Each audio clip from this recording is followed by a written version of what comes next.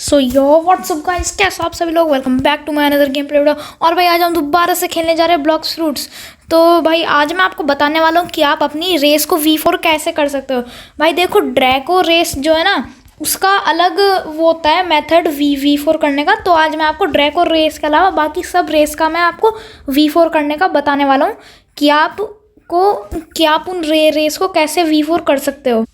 तो V4 तो वैसे बहुत हार्ड होती है, तो आपको उसको लेने में बहुत ज़्यादा टाइम लग जाएगा। पर जब एक बार अगर आपकी V4 हो जाती है तो V4 गेम की one of the best thing है। क्योंकि भाई V4 ना एक ऐसी चीज़ है जिससे ना आप जब वो ऑन होती है ना, तो आपके ना सब पर स्टैट्स मैक्स हो जाते हैं। Blocks, fruits, gun, sword, defence और मिली सब पर आपके आराम से मैक्स हो जाते हैं जैसी वो ऑन होती है। मेरे पास भी इस टाइम मिंक V4 है। ये देखो, ये जो अवेकनिंग वाला है ना, ये इसका मतलब होता है V4। ठीक है, तो अब चलिए अब हम बढ़ते हैं कि हमें V4 को लेना कैसे है। तो V4 को लेने का हमारा पहला स्टेप है गॉड्स चैलिस लेना। अब कई लोगों को तो ये भी नहीं पता होगा कि गॉड्स चैलिस मिलती कहाँ से है। तो अब देखो, गॉड्स चैलिस लेने के ना दो तरीके हैं। एक तरीका है कि जब सर्वर 4 घंटे पुराना हो जाए, मतलब जब सर्वर को 4 घंटे हो जाए बने हुए, तो आप किसी भी चेस्ट में से ले सकते हो। 50% चांसेस है आपको कि वो चेस्ट में से मिलेगा। और ये तभी होता है जब सर्वर 4 घंटे पुराना हो जाए। तो मान लो कि ये वाला सर्वर 4 घंटे पुराना है और मैंने इस वाले चेस्ट को खोला, तो मुझे इस वाले चेस्ट में से वो गॉड्स चैलिस मिल सकती है, जो कि आपके इधर को आ जाएगी। ठीक है, और जो सेकंड मेथड होता है वो होता है इलीट पायरेट्स को मारने का। अब इलीट पायरेट्स हमें यहाँ से मिलेंगे। ये जो है ना, ये elite hunter castle on the sea पर यहाँ पे आपको इससे बात करनी है। तो ये देखो, इसने मुझे बोला है we heard some news about Urban roaming around, find and capture him, he was last seen near Hydra Island. तो ये एक बंदा है अर्बन। इसने उसकी हमें लोकेशन बताई है। वो लास्ट सीन था अभी हाइड्रा आइलैंड पे। तो अभी हमें जल्दी से हाइड्रा आइलैंड जाना होगा। तो मैं जल्दी से हाइड्रा आइलैंड पर टेलीपोर्ट हो जाता हूँ। तो हाइड्रा आइलैंड कहाँ है, ये रहा। हाँ, तो अभी मैं हाइड्रा आइलैंड पर टेलीपोर्ट हो चुका हूँ। और अरे यार, ये मैं तो फिर से कैसल ऑन द सी पर आ गया। हाँ, तो देखो अभी मैं हाइड्रा आइलैंड पर आ चुका हूँ। अब हमें ढूंढना है वो अर्बन को। उसका ना नाम कुछ भी हो सकता है। मतलब वैसे तो उसके टोटल 3 नाम होता है। ये इन्हें इलीट पायरेट्स कहते हैं। एक तो होता है डियाब्लो, एक होता है दियांद्रे, और एक होता है अर्बन। तो अभी तो हमें अर्बन की क्वेस्ट मिली है। अर्बन इनमें से सबसे ज़्यादा पावरफुल और ख़तरनाक होता है। तो अर्बन को अभी हम ढूंढते हैं। वो इस हाइड्रा आइलैंड में कहीं भी हो सकता है। वो ज़्यादातर ये माउंटेन्स जो है ना, ये पहाड़ी, वो इन पर ही होता है वो ज़्यादातर। तो आपको ये पूरा हाइड्रा आइलैंड के अब चक्कर लगाने होंगे कि वो कहाँ पर है। आप उसको इंस्टिंक्ट ऑन करके भी देख सकते हैं। अगर आपकी इंस्टिंक्ट पावरफुल नहीं है तो आपके लिए इलीट पायरेट्स को मारना बहुत हार्ड हो जाएगा। क्योंकि मेरी तो इंस्टिंक्ट मैक्स है। तो वो थोड़ी सी दूरी पर भी वो मुझे दिख जाएगा, चाहे वो कितनी भी दूर हो। तो अभी तो मैं उसे ढूंढ रहा हूँ, बस मुझे उसके थोड़ी सी पास आना होगा तो वो मुझे दिख जाएगा। अब देखो, अभी जैसे ये मुझे मिल चुका है ये अर्बन। तो अभी मुझे इसे मारना होगा। हर एक इलीट पायरेट अलग अलग फ्रूट्स यूज़ कर रहा होता है। तो ये मेरे ख्याल से रंबल यूज़ करता है ये। हाँ, मुझे पता है कि रंबल का वो आ चुका है अभी अपडेट, वो अब लाइटनिंग बन चुका है। पर ये फिर भी अभी वो पुराना वाला ही रंबल यूज़ करता है। तो चलिए अब हम इसे मारना भी शुरू करते हैं। तो मैं इस पर थोड़ा सा अपना पहले कॉम्बो तो वैसे मेरा फेल हो चुका है। और अभी मैं आपको मिलता हूँ इसकी हेल्थ बिल्कुल लो करने के बाद। अरे कहाँ भाग गए यार। तो गाइज़ अब ये देखो, अब ये इसकी हेल्थ बहुत लो हो चुकी है। तो अब बस इसे एक लास्ट शॉट और मारना है, जो कि मुझसे लग नहीं रहा है अभी। हाँ चलो अब उस पर लग गया है। तो अभी वो मर चुका है। अब देखते हैं क्या मुझे गॉड्स चैलिस मिली है क्या। तो अभी जैसा कि आप देख ही सकते हैं कि मुझे गॉड्स चैलिस नहीं मिली है। ये इलीट पायरेट्स को मार के हमें गॉड्स चैलिस मिलने के चांसेस सिर्फ 2% होते हैं। तो बहुत हार्ड होता है गॉड्स चैलिस लेना। पर अगर आपके पास एक बार गॉड्स चैलिस आ गया तो मैं अभी बताता हूँ कि आपको करना क्या है। हाँ, तो अगर आपके पास एक बार गॉड्स चैलिस आ गया तो आपको जाना है वो चॉकलेट आइलैंड पे। नहीं, चॉकलेट आइलैंड पे नहीं, वो केक आइलैंड पे, जहाँ पर डोकिंग स्पॉन होता है। मतलब आपको डोकिंग स्पॉन करना है सबसे पहले। तो देखो, मैं अभी आ चुका हूँ ये डोकिंग वाली जगह पे। और अगर आपके पास गॉड्स चैलिस है तो आपको चाहिए टोटल 10 कॉन्ज्यूर्ड कोको। तो मैं आपको दिखाता हूँ वो कैसे दिखता है और वो कहाँ से मिलता है हमें, वो भी मैं आपको बताऊँगा। तो कॉन्ज्यूर्ड कोको ये देखो, ये रहे, वो कुछ ऐसे दिखते हैं। मेरे पास इस टाइम 24 पड़े हैं, मतलब कि मैं अभी टोटल 2 बार डोकिंग स्पॉन कर सकता हूँ, पर उसके लिए हमें एक गॉड्स चैलिस चाहिए होती है, तो वो अभी मेरे पास नहीं है। और अभी मैं आपको ये भी बताता हूँ कि हमें ये कॉन्ज्यूर्ड कोको कहाँ से मिलता है। हाँ, तो आपको सबसे पहले आ जाना है ये चॉकलेट आइलैंड के पास, और यहाँ पर आपको ये कई सारे एनपीसीज दिखेंगे। अब ना इनमें से ना आपको सिर्फ कुछ एनपीसीज से ही वो कॉन्ज्यूर्ड कोको मिलेंगे। सबसे पहले एनपीसीज है ये चॉकलेट बार बैटलर, आपको इनसे मिल सकते हैं कॉन्ज्यूर्ड कोको, जिसके सिर्फ 0.5% चांसेस है एनपीसीज से मिलने के, और वो कहीं और से नहीं मिलते कॉन्ज्यूर्ड कोको। तो आपको ये चॉकलेट बार बैटलर को मारना होगा। हर 200 एनपीसीज में आपको एक ना एक बार तो कॉन्ज्यूर्ड कोको मिल ही जाएगा। अगर आपका लक अच्छा हुआ तो आपको 200 भी नहीं मारने पड़ेंगे, क्या पता कि आपका सिर्फ 50 एनपीसीज में ही निकल जाए। तो सबसे पहले तो हमारा एनपीसी है चॉकलेट बार बैटलर। अब हमारे जो दूसरे एनपीसीज है वो आपको कुछ यहाँ पर मिलेंगे, इनसे वो थोड़ी सी दूर है इधर। तो उनका नाम है कोको वॉरियर। इनको मारकर आपको वो मिलते हैं कॉन्ज्यूर्ड कोको। इतना मैं देख लेता हूँ कि क्या मुझे इनको मारकर मिलेंगे अभी। हाँ, तो भाई देखो, इनसे तो अभी मुझे नहीं मिला। अब मैं चॉकलेट बार बैटलर को मार के भी देख लेता हूँ। हाँ, तो मुझे इनसे भी नहीं मिले। जैसा कि मैंने आपसे बोला है कि वो बहुत हार्ड होता है, और आपको कॉन्ज्यूर्ड कोको सिर्फ इनको ही मार कर मिलेगा, कोको वॉरियर और चॉकलेट बार बैटलर, और आपको बाकी कहीं से भी नहीं मिलेगा। तो अभी मैं जल्दी से चला जाता हूँ केक आइलैंड पे। तो अब अगर आपके पास वो 10 कॉन्ज्यूर्ड कोको भी है और आपके पास गॉड्स चैलिस भी है, तो आपको क्या करना है, आपको इसके पास आ जाना है। ये जो ड्रिप मामा है, नहीं, ड्रिप मामा के पास नहीं आना। हाँ, आपको ड्रिप मामा के पास नहीं आना, आपको ये चॉकलेट लैंड पर, ये जहाँ पर आप एनपीसीज मार रहे थे पहले कॉन्ज्यूर्ड कोको के लिए, आपको इनको छोड़कर आ जाना है। यहाँ पर एक कई सारे घर बने होंगे, और यहाँ पर आपको एक एनपीसी मिलेगा स्वीट क्राफ्टर।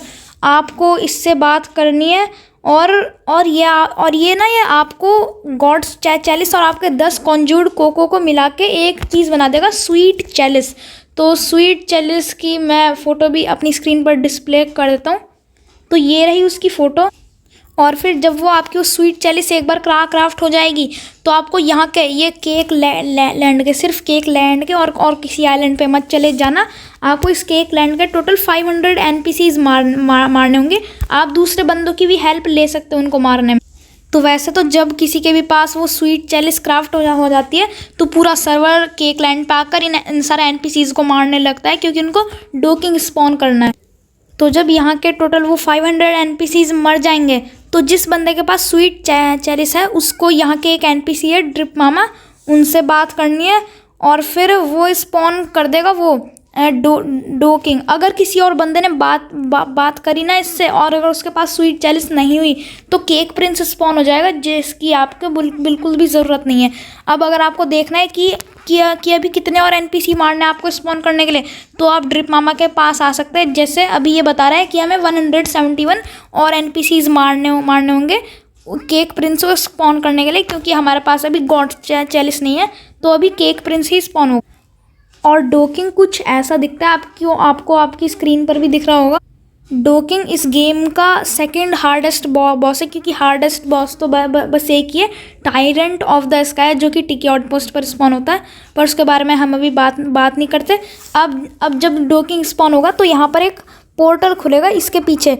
ये है ना, ये एक ग्रे कलर सा ये कुछ है, इसके बीच में एक पोर्टल ओपन हो जाएगा, और जब आप उसके अंदर जाओगे तो आप एक डायमेंशन में पहुंच जाओगे, जहां पर डोकिंग आपको मिलेगा। उसकी टोटल 1.1 मिलियन हेल्थ होती है। तो उसको मारने के बाद आपको उसको बहुत सारा डैमेज देना होगा, आराम से 30,000 तक का आपको उसको डैमेज देना पड़ेगा, तब जाकर आपको उससे सामान मिलेगा।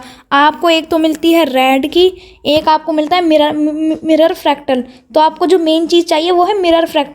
देखो, मिरर फ्रैक्टल कुछ ऐसा दिखता है। मैंने डोकिंग को 5 बार मारा है, तो ये है मिरर फ्रैक्टल। ये चीज़ आपको उसको मारने के बाद ही मिलेगी, और कहीं और से ये नहीं मिलने की। फिर जब आपके पास एक बार ये मिरर फ्रैक्टल आ जाएगा, तो आपको फिर उसके बाद जाना है सी कैसल पे, मतलब कैसल ऑन द सी पे। तो फिर आपको यहाँ पर आने के बाद आपको इस कैसल ऑन द सी के पीछे को जाना है। यहाँ पर आपको ये मिलेंगे, ये क्या इनका नाम, हाँ सील्ड किंग। आपको इनसे बात करनी है और फिर उसके बाद आपको जाना है टिकी आउट पोस्ट। तो यहाँ पर है ये टिकी आउट पोस्ट और फिर आपको जाके करनी है वो सी हंटिंग। तो सी हंटिंग आपको कैसे करनी है, आप कोई सी भी बोट ले सकते हो। आपको इस टिकी आउट पोस्ट के पीछे को आ जाना है, जो कि मैं आपको अभी दिखाता हूँ कि कहाँ पे जाना है आपको। ये होती है टिकी आउट पोस्ट की एंट्रेंस, जहाँ से आप इसके अंदर एंटर करते हो। तो आपको जाना है इसके पीछे। मैं अभी आपको एक बार ले जाकर भी दिखा देता हूँ। हाँ देखो, ये रही इसकी पीछे वाला, मतलब वो पीछे से जहाँ से आपको सी हंटिंग करनी है। तो आपको यहाँ पर कोई बोट बाय करनी है। मैं भी एक बार बोट बाय कर लेता हूँ। चलो बाय हम करते हैं बीस्ट हंटर। तो आप कोई सी भी बोट ले सकते हो, ज़रूरी नहीं है कि आपको बीस्ट हंटर ही लेनी है। तो जब आप वो बोट लोगे तो आपको अपने साथ कई सारे लोग भी चाहिए होंगे। वैसे अब जो हमारा जो नेक्स्ट स्टेप है ना, वैसे वो है मिराज आइलैंड को ढूंढना। तो मिराज आइलैंड को ढूंढने के लिए वैसे तो आप अकेले भी जा सकते हो, पर अकेले में जाने में ना उसके 1% से भी कम चांसेस होते हैं। तो इसलिए आप आराम से बहुत सारे लोग को ले जा सकते हैं। जब आपकी बोट में 7 लोग हो जाते हैं ना, तो मिराज आइलैंड के स्पॉन होने के चांसेस 60% तक बढ़ जाते हैं। तो आप के लिए 7 लोग बहुत बढ़िया होंगे। 7 लोग आप अपने ऑल्ट अकाउंट से भी आ सकते हो, या फिर अपने दोस्तों को बुला सकते हो, आप किसी को भी बुला सकते हो। और फिर जब आप एक बार मिराज आइलैंड ढूंढ लोगे, वैसे मैं एक बार आपको मिराज आइलैंड की फ़ोटो भी दिखाता हूँ। आपकी अभी स्क्रीन पर डिस्प्ले हो गई होगी। तो जब आप मिराज आइलैंड पर आ जाते हो, तो वहाँ पर बहुत ज़्यादा मतलब अंधेरा सा होता है। तो आप वहाँ पर कुछ देख नहीं सकते हो, आप मुश्किल से बहुत देख सकते हो। और वहाँ पर आपको उसका हाईएस्ट पॉइंट ढूंढना है। वहाँ पर कई सारे पहाड़ होते हैं, तो आपको ना उन पर जाके देखना है कि यहाँ पर हाईएस्ट पॉइंट कौन सा है, मतलब यहाँ पर सबसे ऊंचा पहाड़ कौन सा है। फिर अगर आप एक बार वहाँ पर आ गए, तो आपको अपना ये जो आपका ये जो एम है, ये जो बीच में आता है, ये आपको लाना है बिल्कुल मून के पास। उस टाइम ना रात होनी चाहिए, मतलब उस टाइम नाइट होनी चाहिए। और आपको मून की तरफ को ऐसे देखना है। और फिर उसके बाद ऊपर को कुछ लिखा आएगा। तो मतलब अब आपका मिराज आइलैंड वाला कंप्लीट हो चुका है, पर अभी भी वो आधा बचा है। तो जब वो ब्लू मून बन जाएगा, जब आप उसकी तरफ को देखोगे तो वो ब्लू मून बन जाएगा। तो जब वो ब्लू मून बन जाएगा ना, तो आपको क्या करना है, उस वाले पहाड़ से उतरना है एकदम से। और आपको सिर्फ 10 मिनट मिलेंगे एक ब्लू गियर नाम की कोई चीज़ को ढूंढने के लिए। ब्लू गियर की भी आपकी स्क्रीन पर वो डिस्प्ले हो गया होगा, ब्लू गियर। हाँ तो जब वो ब्लू गियर हमें तो फिर आपको ना पूरे मिराज आइलैंड को पर उसको ढूंढना होगा, ब्लू गियर को। और ना वो सिर्फ एक ही होता है ब्लू गियर। अगर उसको किसी और ने एक बार टच भी कर दिया ना, तो मतलब अब आपको ब्लू गियर नहीं मिलने वाला, आपको फिर से मिराज आइलैंड हंट करना पड़ेगा। तो बहुत हार्ड होता है ब्लू गियर को ढूंढना। आपको उसके लिए पूरे मिराज आइलैंड का चक्कर लगाना होगा। और ब्लू गियर बिल्कुल चमकता हुआ होता है, तो वो आपको आसानी से दिख जाएगा, पर आपको उसके बहुत पास आना होगा। फिर आपको उसको कलेक्ट करना है, और आपको ना उसके ऊपर को आ जाना है। तो वो आपकी इन्वेंट्री में आ जाएगा, मतलब अब वो आपकी इन्वेंट्री में तो नहीं आएगा, आप उसको देख नहीं सकते, ठीक है, पर वो आपके पास होगा। फिर आपको जाना है ग्रेट ट्री पर। फिर ये ग्रेट ट्री पर आने के बाद आपको जाना है ये जो ये पेड़ है ना, ये ग्रेट ट्री, इसके आपको बिल्कुल टॉप पर जाना है। मैं अभी आपको जाकर भी दिखा देता हूँ। कई लोगों के लिए इसके ऊपर चढ़ना कुछ ज़्यादा हार्ड होता है, और उनमें से एक मैं भी हूँ। पर फिर भी मैं एक बार में चढ़ने का ट्राई कर देता हूँ।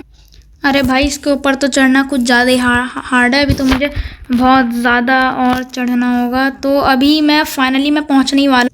हाँ तो भाई, अभी मैं टॉप पर आ चुका हूँ। बस अभी मुझे थोड़ा सा और ऊपर जाना है।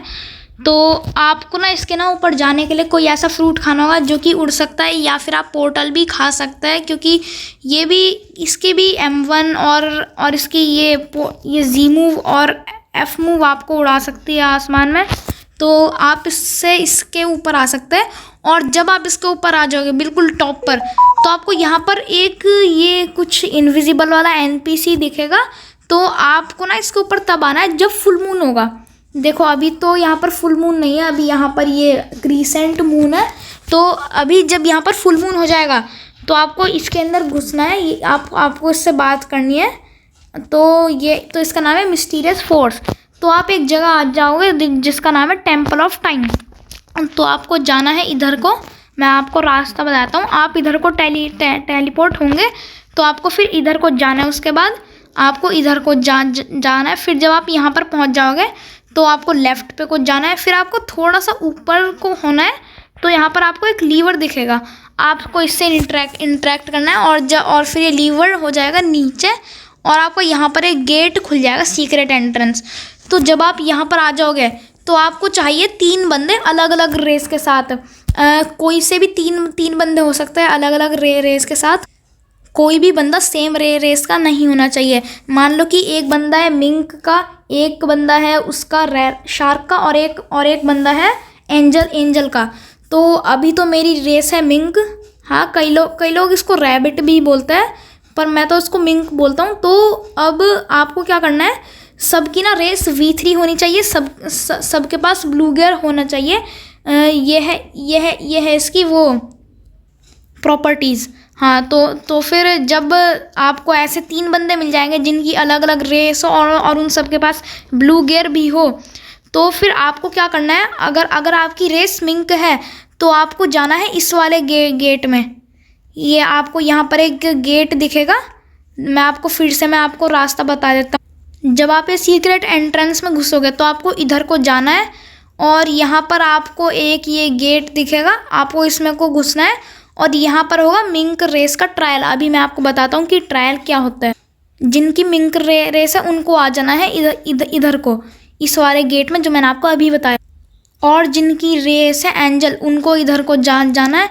इधर को जाते जाते उनको ये एक बादलों वाली जगह दिखेगी, तो उनको यहाँ पर को थोड़ा सा पार्कोर कर के जाना है इधर को और यहाँ पर होगा उनका ट्रायल। और अब जिनकी रेस है घोल, तो उनको जाना है इधर को।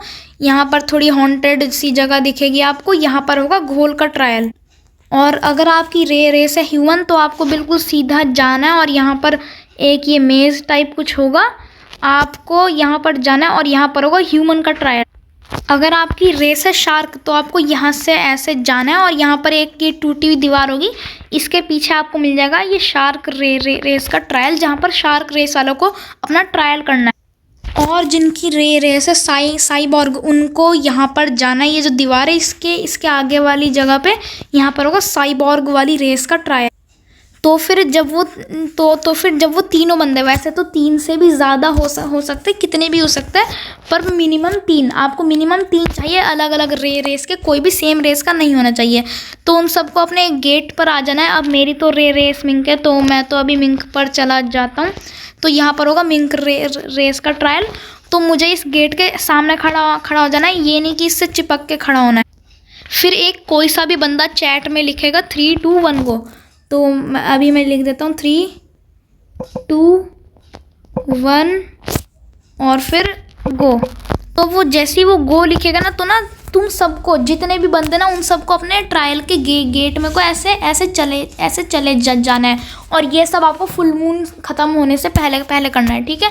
तो आपको फिर ये यहाँ पर को ये गेट में घुसना है। फिर आप एक अजीब सी जगह पर आ जाओ। जिनकी मिंक रेस है ना, उनका एक ऐसा ट्रायल होता है कि आप एक मेज़ में आ जाते हैं और आपको उस वाली मेज़ को क्लियर करना होता है और आपको सिर्फ टाइम मिलता है 1 मिनट का। हर एक ट्रायल में सिर्फ 1 मिनट का टाइम मिलता है या फिर 2 मिनट का। और जिनकी साइबॉर्ग रेस है, उनका क्या ट्रायल होता है कि ना ऊपर से कई सारी मिसाइल गिर रही होती है और आपको उनसे बचना होता है, उन सारी मिसाइल से। और घोल रेस का ये ट्रायल होता है कि कई सारे हॉन्टेड कैसल के NPCs आपके सामने होंगे और आपको उनको मारना है। और जब आप एक NPC को मारोगे तो दूसरा स्पॉन हो जाएगा। वो बहुत सारे होते हैं तो आपको उनको ख़त्म करना होता है। और अब जो एंजल रेस है उसका होता है एक पार्कोर वाला ट्रायल। आपको पार्कोर करना होता है बादलों पे, मतलब वो कई सारी ये वुडन प्लैंक्स लगे होते हैं, आपको उन पर ऐसे पार्कोर करना होता है कूद के। और अब जिनका शार्क रेस है, उनको एक सी बीस्ट को मारना होता है सिर्फ 1 मिनट के अंदर। एक पूरे सी बीस्ट को उनको ख़त्म करना होता है। तो अब अगर कोई भी इन सारे ट्रायल्स में फेल हो गया, मतलब अगर कोई एक भी अपने ट्रायल में फेल हो गया, मान लो कि किसी का एंजल ट्रायल है तो वो पार्कोर में फेल हो गया, वो पार्कोर नहीं कर पाया, तो सबका ट्रायल फेल हो जाएगा। आपको फिर से ट्रायल करना होगा। और अगर आप सबका ट्रायल कंप्लीट हो गया तो आप अपने आप टेलीपोर्ट हो जाओगे इस वाली जगह में। ये जो ये इसका ये है ना, ये मिट्टी वाली जगह, आप यहाँ पर टेलीपोर्ट हो जाओगे और फिर ऊपर को लिखा आएगा 3 2 1 गो। फिर आपको फाइट करनी है, मतलब आपको पीवीपी करनी है। अब उसमें कई सारे बंदे होंगे, मान लो कि उसमें 5 बंदे हैं, तो आपको ना उन 5 के 5 बंदों में आपको लास्ट वाला बचना है जो जीतेगा। मतलब आपको ना उन सबको मारना है। अब मान लो कि आपने सबको मार दिया, बस एक बंदा बचा है, तो अब अगर आपने उसको भी मार दिया तो आप तो फिर आपके सामने एक लाइट आ जाएगी जो कि आपको रास्ता दिखाएगी कि आपको कहाँ से V4 करना। किसी के फ़ोन या फिर कहीं पर भी ग्लिच हो जाता है कि वो लाइट नहीं दिखती है, तो मैं आपको एक बार रास्ता बता देता हूँ कि आपको कहाँ पर जाना है V4 करने के लिए। तो अभी मैं रास्ता बताता हूँ। आपको इसकी एंट्रेंस पे आ जाना है। फिर जब आप यहाँ से ऐसे एंटर करोगे तो यहाँ पर आपको ये एक दीवार दिखेगी, ये बहुत ग्रे कलर की। तो आपको यहाँ पर एंटर करना है और उसके पीछे ये एक जगह होगी। यहाँ पर जब आप आओगे तो आपको जाना है इधर को, ये लेफ़्ट साइड को। फिर आपको यहाँ पर ये राइट साइड को मुड़ना है। फिर यहाँ पर आपको कुछ सीढ़ियाँ दिखेगी। अगर आप फाइट में नहीं जीते तो ये सीढ़ियाँ आपके लिए इनफाइनाइट है, पर अगर आप फाइट में जीत चुके हो तो आप इन सीढ़ियों को लेकर कहीं पर पहुँचोगे और वहाँ पर आपको अपना ब्लू गियर लगाना है और आपकी रेस V4 हो जाएगी। अब बात करते हैं कि आपको रेस V4 को कैसे एक्टिवेट करना है। आपको कोई भी NPC को मारना है या फिर आप किसी प्लेयर को भी मार सकते हो। ज़्यादा अच्छा है कि आप किसी प्लेयर को मारो, क्योंकि NPC से ना ये आपका ये लेवल है, ये देखो मेरा भी 2662 है। उसके नीचे आपको एक एक्स्ट्रा बार दिख रही होगी, वो जब फुल हो जाती है तो आपको यहाँ पर आपकी इन्वेंट्री में जाना है। यहाँ पर एक चीज़ होगी अवेकनिंग नाम की, आपको इसको इक्विप करना है और बस अपनी स्क्रीन पर टैप कर देना और आपकी V4 एक्टिवेट हो जाएगी। अगर आप इन NPC को मार के अपने बार को बढ़ा रहे हो तो उसमें आपको बहुत ज़्यादा टाइम लगेगा। इससे अच्छा आप किसी प्लेयर को ही मार दो। प्लेयर से अगर आप PvP कर रहे हो तो सिर्फ उसको थोड़ा सा ही डैमेज देने पर ही आपकी ये बार फुल हो जाएगी। तो अभी आप जैसा कि देख ही सकते हो कि मैंने अभी 4 NPC मारा और मेरी अभी सिर्फ इतनी सी ही बार फुल हुई है। और अगर आप कुछ देर तक NPC नहीं मारते हो, मेरे ख्याल से 5 सेकंड तक, तो आपकी बार अपने आप ही कम होनी शुरू हो जाती है, जैसे कि आपको अभी दिख रहा है कि मेरी बार अभी कम हो रही है। अब बात करते हैं कि आप अपनी रेस को कैसे अपग्रेड कर सकते हैं। तो स्टार्टिंग में जब आप अपनी रेस V4 करेंगे तो वो बहुत कम देर तक आप उसको एक्टिवेट कर पाओगे। मैक्सिमम वो 10 सेकंड्स तक ही आपकी एक्टिवेट रह पाएगी। तो फिर आपका उसका ऐसा कुछ फ़ायदा नहीं होगा। पर अगर आपको उसको आराम से 1-2 मिनट तक एक्टिवेट रखना है तो उसके लिए ना आपको बार बार अपनी रेस को एक्टिवेट करना होगा। तो फिर वो आराम से 1 मिनट तक तो एक्टिवेट हो जाएगी। पर अगर आपको उसको और ज़्यादा देर तक एक्टिवेट करना है तो फिर आपको ये सारे ट्रायल्स फिर से करने होंगे। आपको ये सारा प्रोसीजर फिर से करना होगा। आपको अपनी रेस अपग्रेड करने के लिए आपकी रेस टोटल 3 बार अपग्रेड। तो आपको अपनी रेस को अपग्रेड करने के लिए सबसे पहले वो ट्रायल्स करने होंगे। मतलब आपको वही करना होगा जो मैंने अभी आपको बताया, वो टेम्पल ऑफ टाइम में जाकर आपको ट्रायल्स करना है। फिर आपको PvP करनी है, फिर आपको अपना उधर को ब्लू गियर लगाना है। तो अब कई लोग ये सोच रहे होंगे कि अब जब हम ब्लू गियर लगा लेंगे तो हमें करना क्या है अपग्रेड करने के लिए। वहाँ पर एक NPC होता है द रेड वन, तो फिर आपको उससे बात करनी है और वो सबसे पहले बारी में तो वो आपकी रेस को अपग्रेड कर देगा 1500 फ्रैगमेंट्स। फिर जब आप सेकंड टाइम उससे अपग्रेड करवाने के लिए आओगे तो वो करेगा 3000 फ्रैगमेंट्स में। फिर जब आप उससे थर्ड टाइम अपग्रेड करवाने के लिए आओगे तो वो करेगा 4500 फ्रैगमेंट्स में आप। और अब कई लोगों के दिमाग में ये वाला क्वेश्चन होगा कि अब अगर हमने एक रेस को V4 कर ली है तो क्या हमें फिर से ब्लू गियर को ढूंढना होगा नेक्स्ट रेस V4 करने के लिए। तो इसका आंसर है नहीं, आपको कोई ऐसा ब्लू गियर नहीं ढूंढना होगा अब अगली रेस V4 करने के लिए। तो अब देखो, अब मैं अपनी रेस एक्टिवेट कर देता हूँ V4।